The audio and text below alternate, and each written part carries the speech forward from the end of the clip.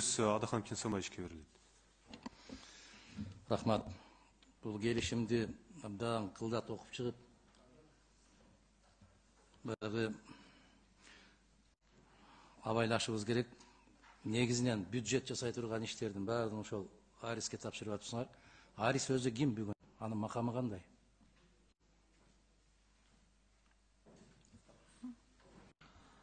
Мен жооп берсем болотпу? Арис коммерциялык эмес уюм катары иштейт. Биз билебиз, Аристин ким экенин билебиз. Макамын айтып коюңузчу, макамы. Биз мамлекеттин атынан карыз алып атабыз, сиздерге берип атабыз. Мамлекет ортомчу гана болуп атат. Бул жакта, бул долбоордо Арис аткаруучу агентство болуп белгиленип атат финсоглашение боюнча. Мен түшүндүм, окуп атам мен дагы. Эмне үчүн силер болуп калдыңар деген суроо туулуп атат. Силер кимсиңер? Макамыңар кандай? Мамлекеттик ишканасыңарбы? Өкмөттүк ишканасыңарбы? Кимсиңер? Өкмөт катары, өкмөт тарабынан, Министерство финанс тарабынан Арис дайындалган болчу, аткаруучу агенттик болуп. Жетекчиңер ким силердин? Азыркы учурда директор пока жок, мен аткаруучу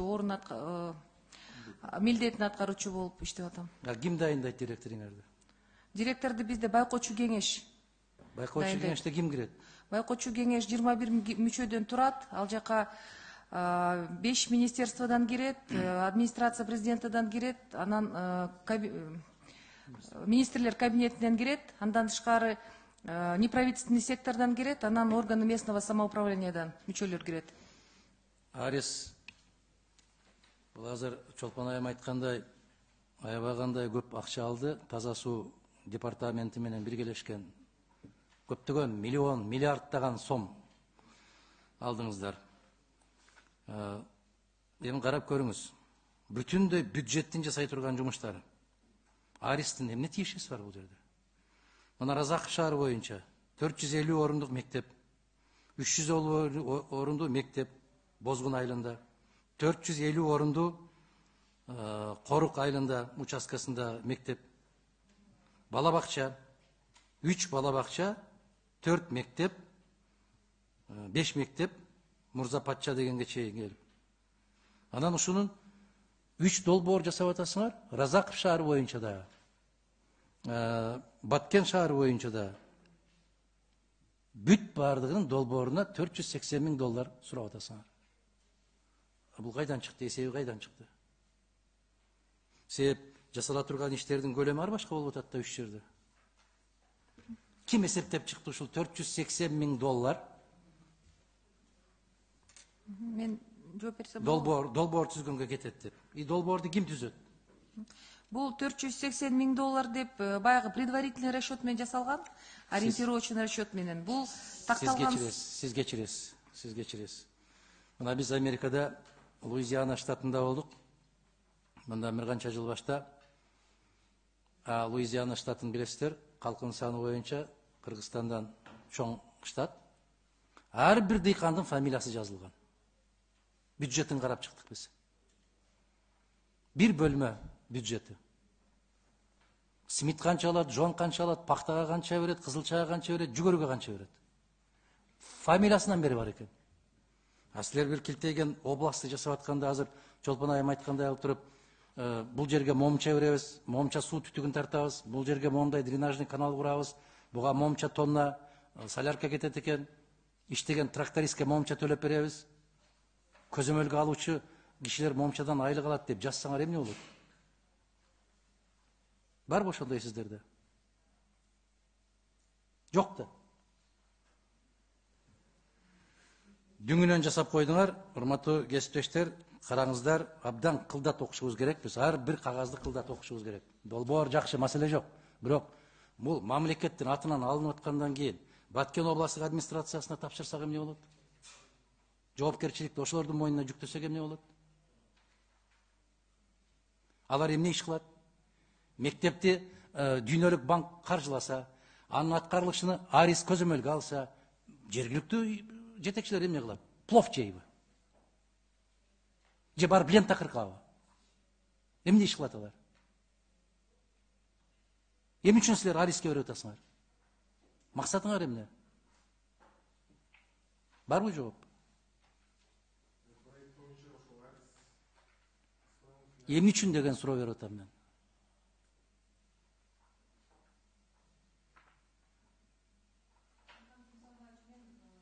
Мен сизге бере элекмин. Асайым дейсизби, сизге бере элекмин. Анан сизге да бериле турган суроо бар. Мен азыр өкмөттүн атынан сүйлөп аткан мырзага берип атам. Эмне үчүн арыз?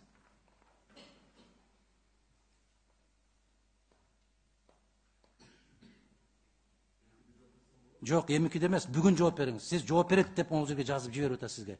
Министриңиз келе албай атат. Буга жооп бере турган киши келе албай атат. Эмне үчүн эмикиде жооп бересиз? Ол болбойт. Сиз жогорку кеңешке баратам, комитетке баратам дегенде сиз жоопту билип келишиңиз керек ушул жерге. Мен кечире албайм, кантип кечирем сизди? Себеп биз 38 жылдан кийин биздин чеберелердин мойнуна жүк артып атабыз бүгүн. Ошолордун рызыкларын Аристин оозуна салып берип атабыз. Арис бүгүн жесин, а чеберелерибиз кийин силерге төлөп берет деп атат. Ошол милдетти мен алып атабыз да. Ошондогу ушул чечимди кабыл алган чоң ата чоң энелерге наалат деген сөздү угабыз кийин биз. Арис айым, эгер сиздер жооп берсеңиз бериңиз. Эмне үчүн силер болуп калдыңар?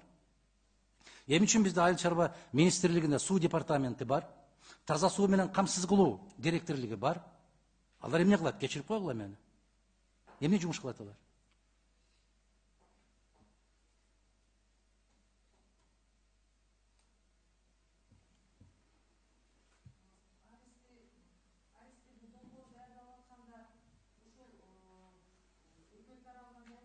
Эмне үчүн? Себеби эмнеде? Жок. Жок. Жок. Өкмөткө тапшыра албай атат, себеби өкмөт сабатсыз болуп атат. Түшүнүп атасыңарбы? Биринчиден. Экинчиден, жоопкерчиликти тартуу жеңил болуп атат. Сиздерге шылтап коет. Өкмөттө сиздер иштей турган ишти иштей турган киши жок. Диплому да жетишпейт, сабаты да жетишпей атат. Мен Чыңгыз Азаматович түйүнөн каршымын мондай позицияларга. Түйүнөн каршы болушубуз керек. Мына карасаңызчы, булар дейт асфальт курат экен. А жол министрлиги эшекте калайбы? Силердин канча техникаңар бар жол кура турган, айтпайчы? Эмне кыласыңар техникаңар жок болсо? Демек ортомчусуңар. Силер дал-далчысыңар. Силер ортодо жүргөн бир ашыкча звеносуңар. Силер жетекчиликке кирип салам айтканды билесиңер. Кантип кол койдуруп чыгышты билесиңер. Мен аягына чейин сүйлөйүн деген көптөгөн суроолорум бар эле. Мына жоопту алгандан кийин өзүңүздөр көрдүңүздөр, урматтуу кесиптештер. Министрдин орун басары да жооп бере албайт. Аристин өкүлү болуп жетекчилик кызматты аткарып аткан айымыбыз да жооп бере албайт. Мына жерде Айыл чарба министрлигине тапшырган компоненттерди караңыздар. Мына комитет по отбору продуктивных партнерств деген, мына ушул деген чайкоочулук деген түшүнүк. Кыргызча айтып коюшубуз керек. Чайкоочулук. Аристе иштеп аткан азаматтарыбыз очойгон акчаларды алат айлыкты. Анан булар каалаган кишилерди кеңешчи кылып алат. Кеңешчи, консультант кылып алат. Обла администрацияда иштеп аткан бир дагы жетектөөчү адис бул программага кирбейт. Ишенип коюңуздар мага. Анан долбоор керектүү экен, керектүү, сөзсүз түрдө керектүү. Жазылган укмуш, керемет, сулуу жазылган. Аткаруучу биз кыргыз өкмөтү болуш керек, жергиликтүү мамлекеттик администрациялар болушу керек. Аристин эч кандай тиешеси жок бул жерде. Акча берсеңер ар ким жасай берет. Мен муну четке кагууну сунуш кылам. Мен конкреттүү сунушум ушул. Бул келишимден баш тартпашыбыз керек, бирок аткаруучу жагын, аткаруу механизмдерин, жоопкерчиликтеги инсандарды, башка кишилерди, тийиштүү министрликтерди тандап келүүсүнө сунуш менен четке кагышыбыз керек. Рахмат.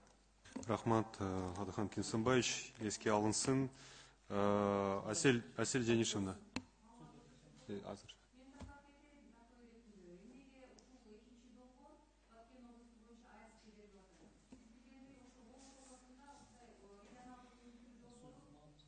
Сизге берип.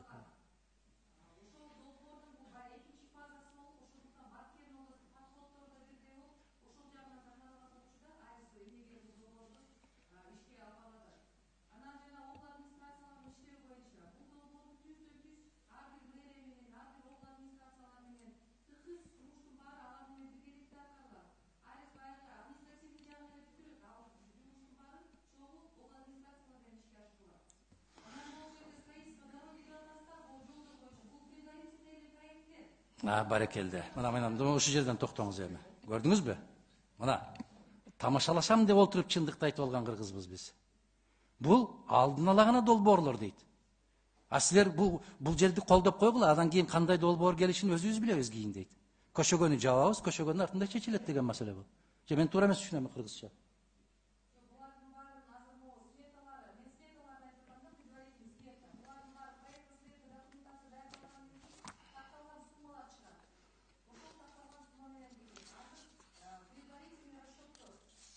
Мен дагы бир жолу баса белгилеп айтам.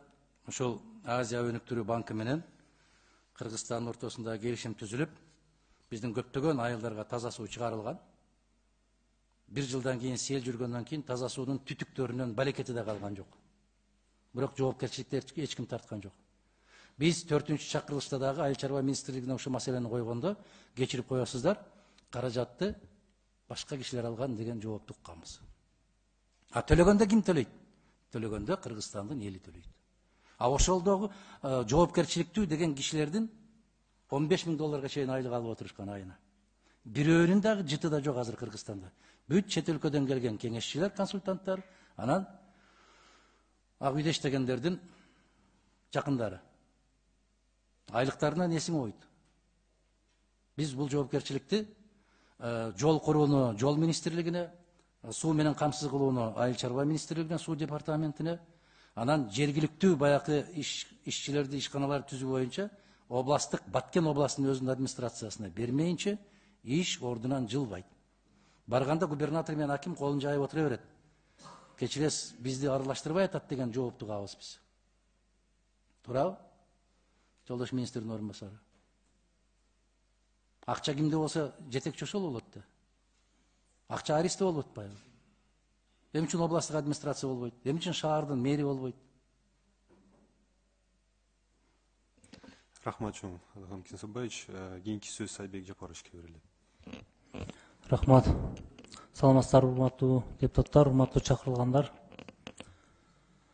Мен суроом баяндоочу сизге да